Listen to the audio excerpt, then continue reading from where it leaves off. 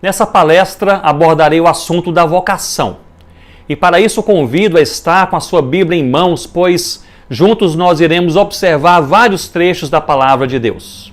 Eu tentarei responder a algumas perguntas que se levantam. O que é vocação? Deus chama pessoas para quê? E a quem Ele chama? Todo salvo em Cristo é chamado por Deus? E qual a finalidade de tudo isso? Introdutoriamente, permitam-me conceituar a vocação. A vocação de Deus, ela é pessoal, intransferível, ela é incontestável e também comunitária. A vocação é pessoal, pois Deus chama pessoas e não coisas. Ele chama gente, não instituições, para fazer a sua vontade. É intransferível, pois o propósito de Deus é único, é personalizado para cada um de nós. Você e eu, nós não podemos terceirizar, transferir para outras pessoas aquilo que Ele põe em nossas mãos para ser vivido e para ser feito. Devemos ter em mente que a vocação não é um projeto, mas é um estilo de vida. Ela não se baseia em uma lista de tarefas, mas em um relacionamento pessoal com o Senhor Jesus. A vocação, ela é também incontestável, pois a voz de Deus é clara, Ele se faz ouvir. Quando Deus fala, nós sabemos que é Ele quem está falando. Quando Deus dirige, entendemos o seu caminho. Por fim, a vocação, ela é comunitária, pois ninguém é chamado para individualmente, solitariamente cumprir a missão. Esse é um chamado para toda a Igreja de Cristo em toda parte. A vocação é um chamado ao ajuntamento, à comunhão para o cumprimento da missão juntos.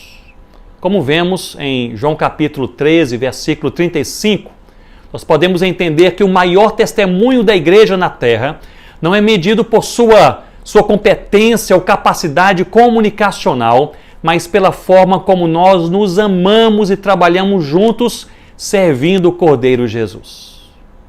Chamado e vocação são termos similares na palavra de Deus e derivam da expressão kaleo, que significa chamar ou convocar.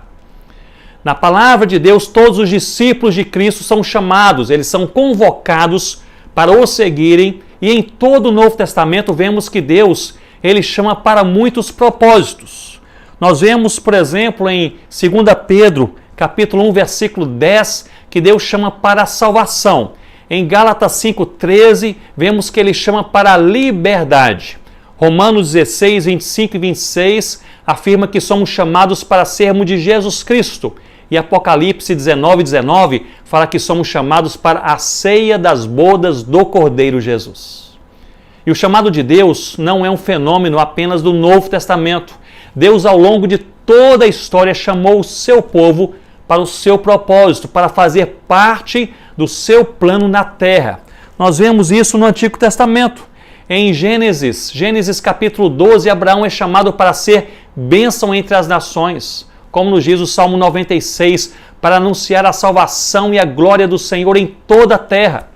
Em Isaías 43, o Senhor fala sobre todos os que são chamados pelo meu nome, pelo nome do Senhor. E Ele também afirma que esses chamados por Ele foram criados para a sua glória. Eu quero destacar que há duas verdades bíblicas igualmente importantes e complementares sobre a vocação. A primeira é que todos os salvos em Cristo são chamados por Deus. Devemos ter em mente que, biblicamente, a origem do chamado não é o homem ou a igreja, mas Deus. A finalidade primária do chamado não é servir aos homens ou à igreja, apesar de sermos chamados também para fazê-lo, mas primariamente servir a Deus. O apóstolo Pedro resume bem o chamado da igreja quando afirma em 1 Pedro 2,9, dizendo que vós sois raça eleita, sacerdócio real, nação santa, povo de propriedade exclusiva do Senhor, com um propósito, para anunciar as grandezas daquele que o chamou das trevas para a sua maravilhosa luz. Estamos em Cristo porque Ele nos chamou. Eu trago à sua mente que por volta de 1940, Deus levantou uma mulher na América do Norte para servir a Cristo na região amazônica. Solteira, inexperiente, ela iniciou seu trabalho na Colômbia, vindo anos depois a entrar na Amazônia brasileira a fim de evangelizar um rio chamado Içana. Aparentemente ela não sabia que estava no Brasil em um primeiro momento. O seu nome é Sofia Miller, missionária da Missão Novas Tribos. Deus a fortaleceu e ela percorreu aquele rio durante muitos anos e evangelizou as etnias Baniwa e Curipaco, além de traduzir o Novo Testamento completo para a língua Curipaco. E boa parte do trabalho de tradução era feito enquanto ela viajava durante as noites. Eu tive, há vários anos atrás, o privilégio de conhecer 2 indígenas que remaram para essa missionária Sofia Miller lá no Alto Rio Negro. E eles falaram com convicção da sua ousadia missionária. A Sofia Miller, certa vez, ao ser entrevistada sobre o seu chamado, sobre sua vocação missionária, ela respondeu dizendo: eu jamais tive um chamado, eu ouvi uma ordem e obedeci. Mesmo tendo sido vocacionada por Deus para o ministério missionário, ao qual serviu com dedicação e fidelidade durante décadas, ela usou essa oportunidade para desmistificar a ideia de que apenas aqueles que receberam um chamado ministerial específico deveriam servir ao Senhor Jesus, seja na obra missionária ou em qualquer outro lugar. E eu desejo aqui, meu irmão e minha irmã, deixar enfaticamente claro: não é preciso ser pastor, missionário, ter um cargo ou função em sua igreja local, uma posição de liderança ou coordenar um projeto para servir a Deus. Todos os salvos em Cristo são igualmente chamados por Deus.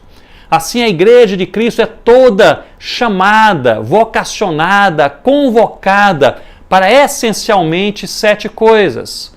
Se nós olharmos a teologia bíblica, especialmente paulina, vemos que a igreja é chamada para a palavra, a adoração, a comunhão, a oração, a santidade, as boas obras e a evangelização.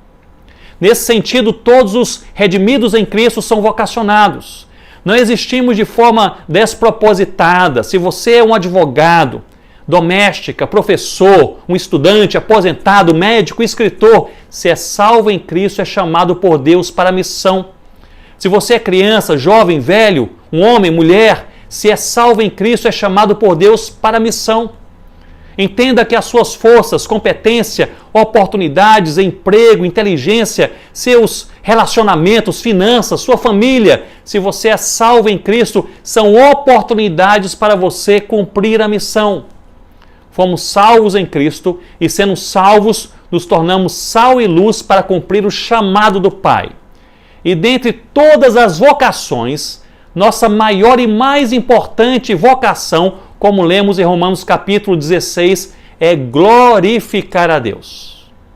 Se olhamos as palavras de Jesus, parece-me também que, de uma forma objetiva, clara, uma maneira de nós glorificarmos a Deus se dá por meio de 3 atitudes extremamente enfatizadas por Ele: amando a Deus, amando ao próximo e fazendo discípulos. Essa é, portanto, a primeira parte da mesma verdade bíblica sobre a vocação. Todos os salvos em Cristo são chamados por Deus.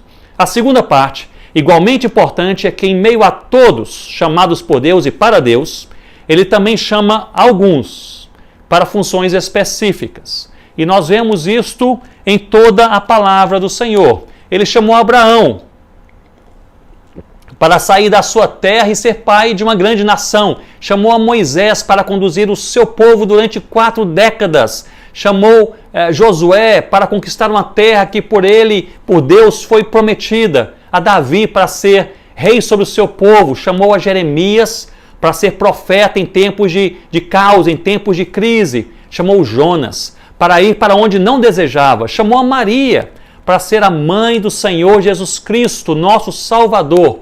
Chamou os discípulos para deixarem suas redes e trabalho e se tornarem pescadores de homens. Deus chamou Barnabé e Saulo para evangelizar os gentios. Chamou Timóteo para pregar a palavra do Senhor. É clara na palavra de Deus que a vocação ao ministério se dá a partir de dons distribuídos pelo Senhor para alguns, enquanto Ele também chama todos para que a sua a sua vontade seja feita na terra. Entendo que esse ministério se baseia nos dons que Cristo distribuiu em sua igreja, para que ela seja edificada e cumpra a missão. Esses dons são específicos e funcionais. Dons de ministério, portanto, entenda, não estão ligados a uma posição de destaque ou superioridade. Permitam-me falar que quem utiliza sua função ministerial como ponte para se destacar ou se impor a outros, não compreende o significado da vocação bíblica. É justamente o contrário.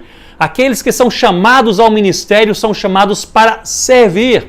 São servos. Deveriam ser os mais humildes e os mais dispostos. Escrevendo aos Romanos, em Romanos capítulo 1, versículo 1, Paulo se apresenta como servo do Senhor Jesus Cristo, chamado para ser apóstolo e separado para o Evangelho de Deus, expressando que ele é servo de Cristo. Essa é a sua identidade mais importante. Jesus é o mestre, ele é o servo. E sendo servo, o Senhor o chamou para ser apóstolo e o separou para pregar a mensagem do Evangelho. Sobre esse chamado específico, trago somente Efésios 4:11. Eu entendo que o Senhor Jesus concedeu dons a alguns para o desempenho de funções igualmente específicas, serem apóstolos, profetas, evangelistas, pastores e mestres, ou pastores-mestres. É importante lembrar que a distribuição desses dons ocorre como vemos no verso seguinte, para que o corpo de Cristo seja edificado, e no contexto de toda a carta, para que o Evangelho de Deus se espalhe por toda a terra. Eu entendo, portanto, que em meio a todos os salvos chamados por Deus, ele também chama alguns para ministérios específicos para que duas coisas possam acontecer. Para que a igreja, o corpo de Cristo, seja edificado e a mensagem do Evangelho de Deus se espalhe, seja comunicada em toda a terra. Por isso, todos os salvos em sua igreja local são chamados para a missão, mas nem todos são pastores. Há alguns a quem ele chama para pastorear. Igualmente, em todos os salvos em sua igreja local, sendo chamados para a missão, devem evangelizar. Mas nem todos poderão sair da sua cidade, igreja, e adentrar regiões onde o evangelho ainda não foi pregado. Nessa perspectiva, há alguns chamados por Deus e enviados pela igreja como missionários para testemunhar da fé em Cristo, onde a igreja, como igreja local, não conseguiria chegar, não conseguiria estar. Eu me lembro que aos 14 anos de idade, o meu pai, Gedeon, pregava na igreja presbiteriana de Nova Venécia, era o pastor daquela igreja. Era uma quarta-feira à noite e ele falava sobre o chamado de Deus. Algo diferente aconteceu em meu coração naquele momento e eu senti uma forte atração, um forte desejo de servir ao Senhor no ministério e especificamente sendo missionário. Deus já havia falado algumas vezes ao meu coração desde a minha infância. Aliás, a minha mãe, Eusa, ela lia histórias da Bíblia e sempre sussurrava ao meu ouvido dizendo: não há nada melhor do que ser um missionário. Então, eu nem tive chance. Mas o fato é que naquela quarta noite eu senti não somente atração, uma inclinação, um desejo, mas eu senti também uma forte convicção. Meu pai, logo depois, ele me deu um livro, a biografia de David Brainerd. E ele disse: se após ler esse livro você ainda quiser ser missionário, eu vou apoiá-lo. E assim o fez. Mas naquela noite, alguém orou por mim, também pelos outros jovens, e creio que a oração ela foi por discernimento e perseverança. E desde então, sempre que eu oro por vocacionados a servir a Cristo, sejam eles com uma vocação ampla, geral, sejam eles com uma vocação específica, ministerial, eu oro por esses dois pontos. Discernimento, para sabermos, você e eu, sabermos o próximo passo. E perseverança, para não pararmos ao longo do caminho. Em meu livrinho Vocacionados, em formato e-book, com distribuição gratuita, eu explico melhor essas funções: apóstolos, profetas, evangelistas, pastores e mestres, em Efésios capítulo 4, versículo 11. E em outras partes da palavra de Deus, Deus também destaca outras funções, como os presbíteros, bispos, diáconos. E no meu entender, como eu já enfatizei, para que essas duas coisas extremamente necessárias possam acontecer. A igreja de Cristo seja edificada, floresça de maneira fiel à palavra, envolvida com o reino, e o evangelho se espalhe por toda a terra, por toda tribo, língua, todo povo, toda nação, para a glória de Deus. Permitam-me aqui também uma observação sobre a vocação específica, especialmente a vocação missionária.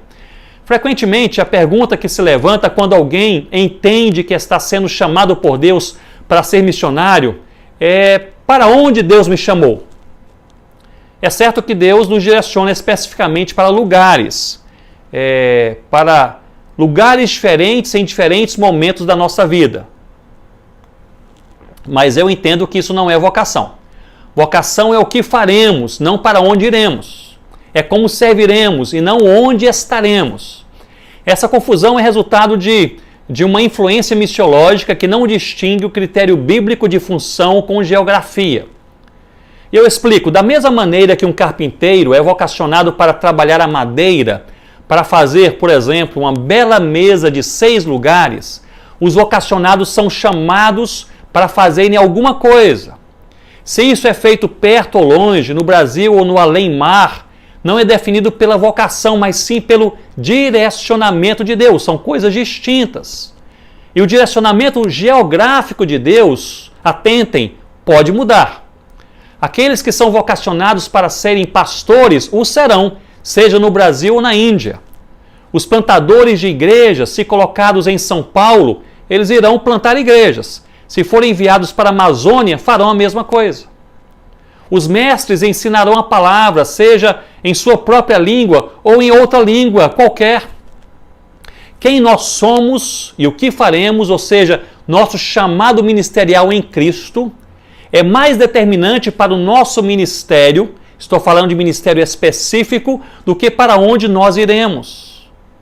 Eu entendo que não há na palavra uma vocação geográfica para a China, Índia, Japão, ou mesmo uma vocação étnica para os indígenas, quilombolas, mas uma vocação funcional, para se fazer alguma coisa a partir de um dom dado por Deus.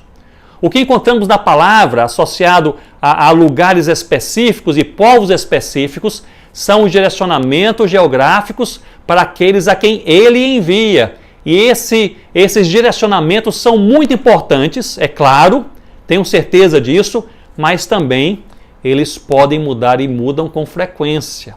Deus faz assim. Tomemos o ministério de Paulo como exemplo. Deus o enviou para os gentios e o direcionou para Antioquia, Chipre, Icônio, Macedônia, Filipos, Jerusalém e diversas outras regiões e também cidades. Nessa caminhada, o Espírito Santo também, o mesmo Espírito que o impulsionou e dirigiu, também o impediu de prosseguir para a Ásia e para a Bitínia, como lemos em Atos capítulo 16. E o Senhor logo depois o direciona para a Macedônia. E mais adiante, em Atos capítulo 23, o Senhor o direciona para Roma. E de lá ele pretendia seguir para a Espanha. Ou seja, ao ser chamado por Deus para um ministério específico, de acordo com o dom que ele lhe dá, não se angustie se você não souber para onde irá, para onde ou onde você servirá. Seja do outro lado da rua, seja do outro lado do mundo, Deus que o vocacionou também irá dirigi-lo e Deus o sustentará em nome do Senhor Jesus.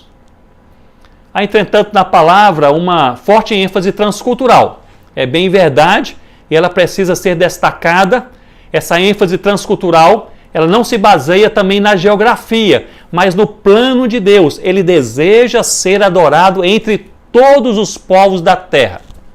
Desde Abraão, todas as nações, passando por Cristo, todo mundo, seguindo por Paulo, todos os gentios, e chega no Apocalipse, todos os povos, tribos, línguas e nações. A Bíblia possui uma grande ênfase na missão da igreja, espalhando o Evangelho de Cristo em toda parte e de forma prioritária, onde Cristo permanece desconhecido. Como vemos o resumo da ênfase de Paulo em Romanos capítulo 16, onde Cristo ainda não foi anunciado.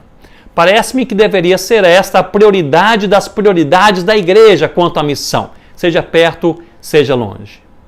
Essa é uma parte importante da vocação da igreja, de toda a igreja. E em meio a toda a igreja, Uma parte dessa vocação comunitária é vista quando Deus chama a igreja e envia, por meio da igreja, alguns para evangelizar os não evangelizados, como aconteceu em Antioquia, Atos capítulo 13. A Bíblia está repleta do desejo de Deus de ser adorado entre todos os povos da terra. O Salmo 96, ele nos diz: anunciai entre as nações a sua glória, entre todos os povos as suas maravilhas. O Salmo 98 fala: o Senhor fez notória a sua salvação, manifestou a sua justiça perante os olhos das nações. O templo de Deus, construído por Salomão, representava a presença de Deus no meio do seu povo. Israel entendia isso. Portanto, possuía de certa maneira uma conotação nacionalista para o povo, e Salomão também sabia disso. Porém, no dia em que o templo ficou pronto, o rei Salomão, conhecendo a Deus e o plano de Deus, fez uma oração belíssima, inaugural, dizendo em 1 Reis, capítulo 8, versículo 41 a 43. E ele diz assim: também ao estrangeiro, que não for do teu povo Israel, porém vier de terras remotas, por amor do seu nome, ouve tu dos céus, lugar da tua habitação, a fim de que todos os povos da terra conheçam o teu nome, E nós vemos que em Isaías capítulo 49, versículo 1, nós também lemos: ouvi-me terra do mar, e vós povos de longe. No verso 5 e no verso 6 nós lemos, a palavra nos diz: mas agora diz o Senhor, que me formou desde o ventre. Sim, diz ele, pouco é o seres meu servo para restaurares as tribos de Jacó e tomares a trazer os remanescentes de Israel. Também te dei como luz para os gentios, para seres a minha salvação até a extremidade da terra. Esse desejo e propósito de Deus, ser adorado por todas as nações, leva a igreja a propagar o evangelho a todos os povos. É apresentado por Jesus na grande comissão em Mateus 28, quando ele diz: ide, a necessidade de ir, e fazei discípulos de todas as nações. Pela construção da frase, eu entendo que o auristo com voz passiva, ide, tradução de porém tentés, e o verbo imperativo seguinte, fazei discípulos, funcionam como um duplo imperativo, como encontramos em alguns outros lugares do Novo Testamento. Por isso se traduz como ide e fazei, um duplo imperativo. É necessário ir, chegar às nações, tribos, povos, cidades.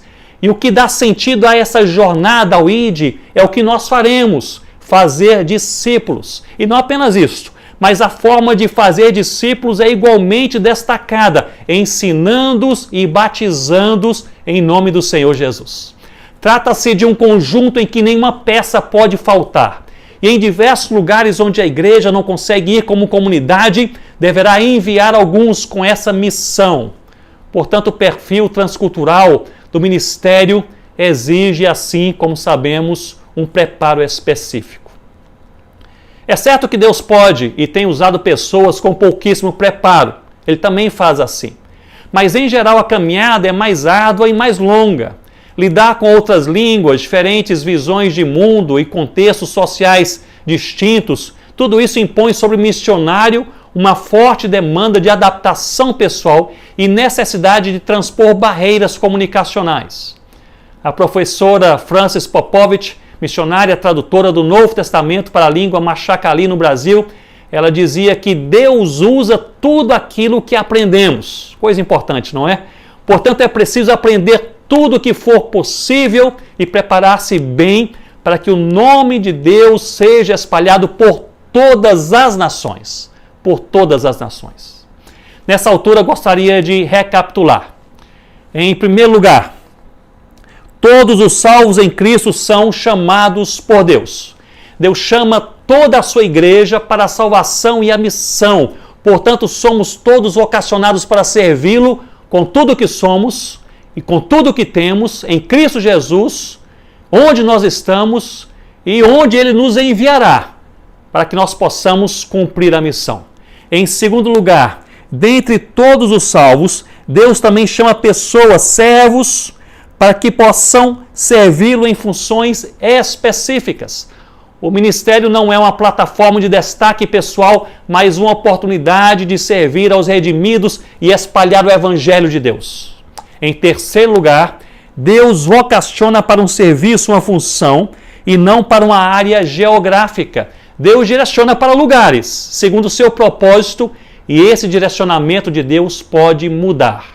E em quarto lugar, Deus envia alguns a partir da igreja local, seja para um ambiente nacional ou um ambiente transcultural, onde Cristo ainda não foi anunciado, se encontra em outro lugar, o que é frequentemente verdade ainda em nossos dias, com 7.000 povos ainda não alcançados pelo Evangelho, 3.000 povos onde não há nenhuma presença cristã ainda em nossos dias.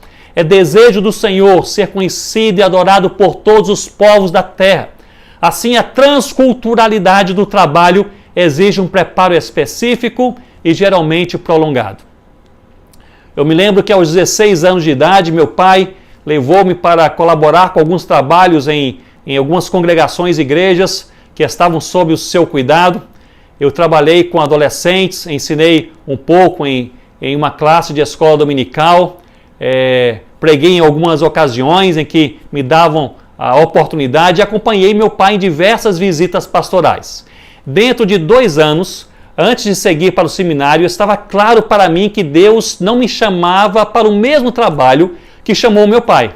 Enquanto ele sentia-se fortemente atraído pelo rebanho de Cristo, os meus olhos se dirigiam mais para aqueles que não eram ainda cristãos.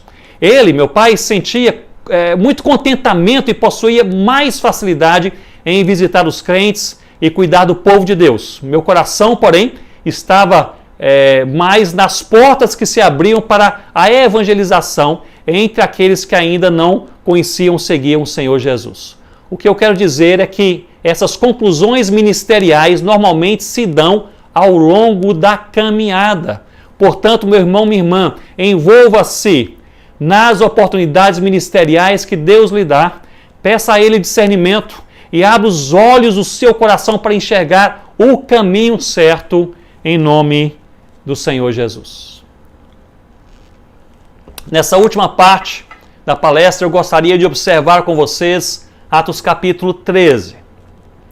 Nesse capítulo, Paulo e Barnabé se encontravam na igreja de Antioquia. Foi ali que o Senhor falou com a igreja, confirmando o chamado que eles tinham para o ministério. A palavra narra no versículo 2, dizendo: "E disse o Espírito Santo, separai-me a Barnabé e a Paulo para a obra a que os tenho chamado."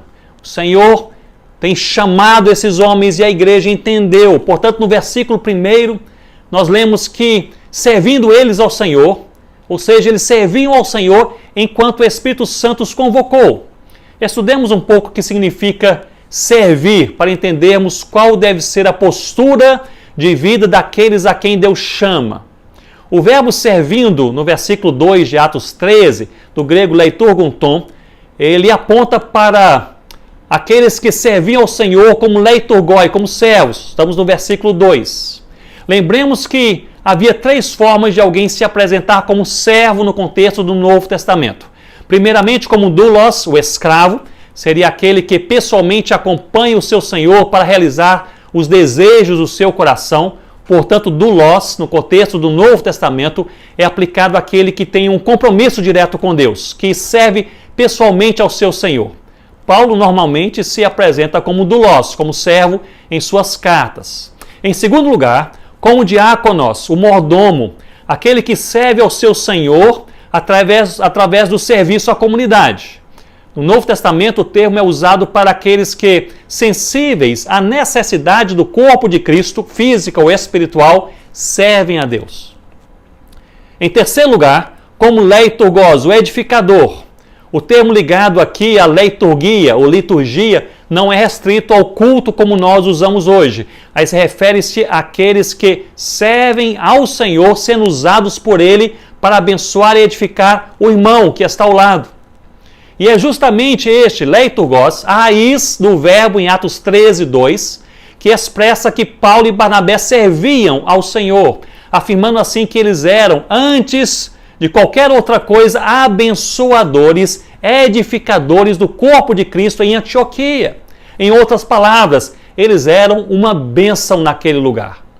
A primeira característica apontada pelo texto a respeito desses dois homens que iniciaram a obra missionária como a conhecemos hoje, não foi, meus irmãos e irmãs, a competência intelectual, o título ministerial ou mesmo a profundidade teológica, mas sim a fidelidade de vida em relação aos que estavam perto, aos que os rodeava na igreja em Antioquia.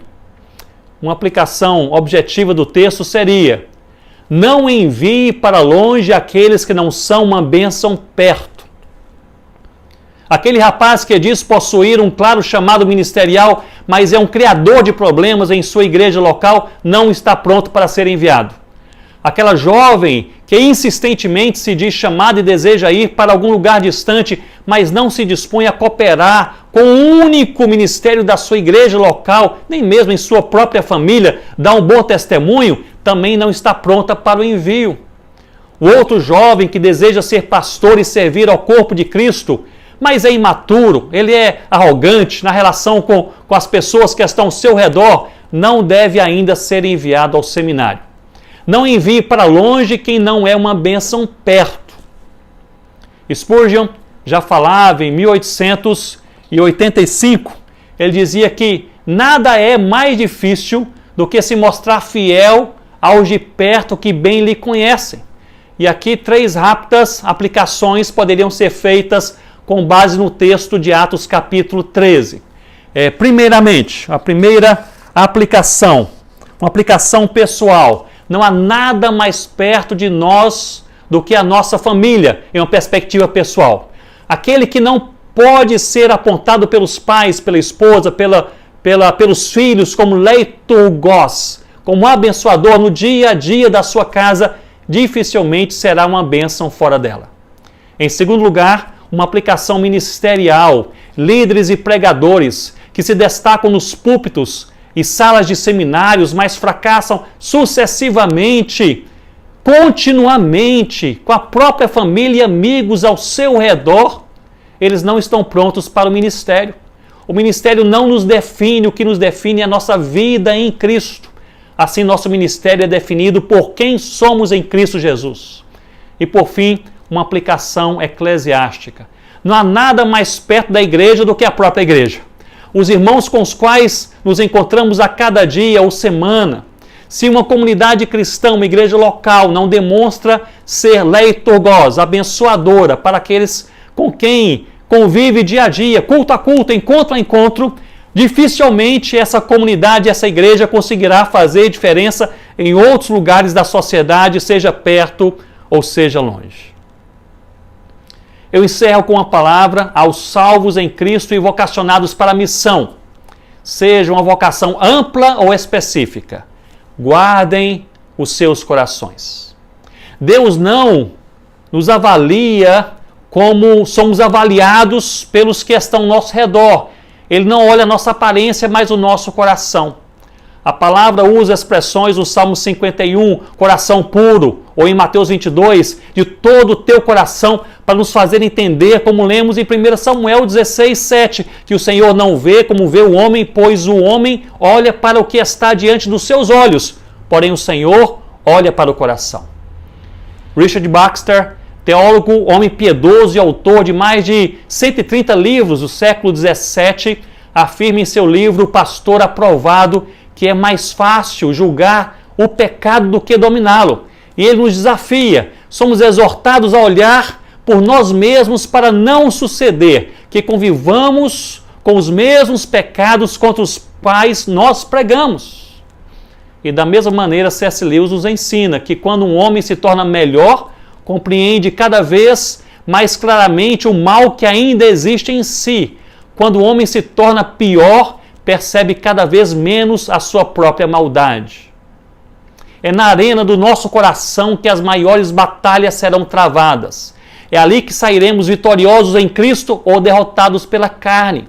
O serviço cristão, meu irmão, minha irmã, não é tecido prioritariamente pelos fios de inteligência, competência ou influência, mas de santidade, de fé e espírito quebrantável. Que Deus nos livre de sermos aplaudidos pelos homens e desqualificados por Ele. Cuidemos, portanto, dos nossos corações. E aqui eu aponto para um duplo perigo missionário. Eu percebo que cresce o número de missionários que desejam caminhar de forma independente, de serem enviados por uma igreja local, aliás, sem serem enviados por uma igreja local e sem prestar contas a alguma liderança. E há também, paralelo a isso, igrejas que não creem no envio missionário ou não desejam participar desse processo. Deus tem chamado pessoas ao ministério nessas igrejas, mas elas os retêm. Cabe aqui um alerta ao missionário: não vá, seja enviado. E cabe aqui também um alerta à igreja: envie aqueles a quem Deus tem chamado e não os retenha. Aliás, a palavra grega usada em Atos capítulo 13, quando a igreja de Antioquia enviou Paulo e Barnabé aos gentios, seguindo a clara direção do Espírito Santo, no verso 3, lemos que eles foram despedidos pela igreja, enviados pela igreja. E a palavra é apolio, que significa não reter. Igreja, não retenha, envie, e missionário, não vá, seja enviado. Eu termino com as palavras fortíssimas, palavras de Sproul, quando ele, em um de seus livros, What's the Great Commission? O que é a grande comissão? Ele afirma que é Deus quem institui, santifica e comanda a igreja para a missão. Ele diz que o motivo por trás da ação divina de redenção cristalizada em João 3,16 encontra-se na ação de Deus enviando seu Filho ao mundo. E ele destaca que a base bíblica para a missão da igreja é apresentada em João 17,18, quando Jesus Cristo afirma: assim como tu me enviaste ao mundo, também eu os enviei ao mundo. A igreja, portanto, é enviada ao mundo na autoridade de Cristo. E Sproul, ele lamenta dizendo, e eu leio: infelizmente o número de missionários nos campos continua a declinar, pois uma porção significativa da igreja não mais crê que é necessário cumprir o mandato de Cristo, levando o evangelho de Cristo até os confins da terra. E ele orienta de forma gravíssima: se alguém se levanta em um encontro da igreja e diz que os dias da missão estão concluídos, resista a ele fortemente, porque essa pessoa está advogando não menos do que a traição ao Senhor da igreja.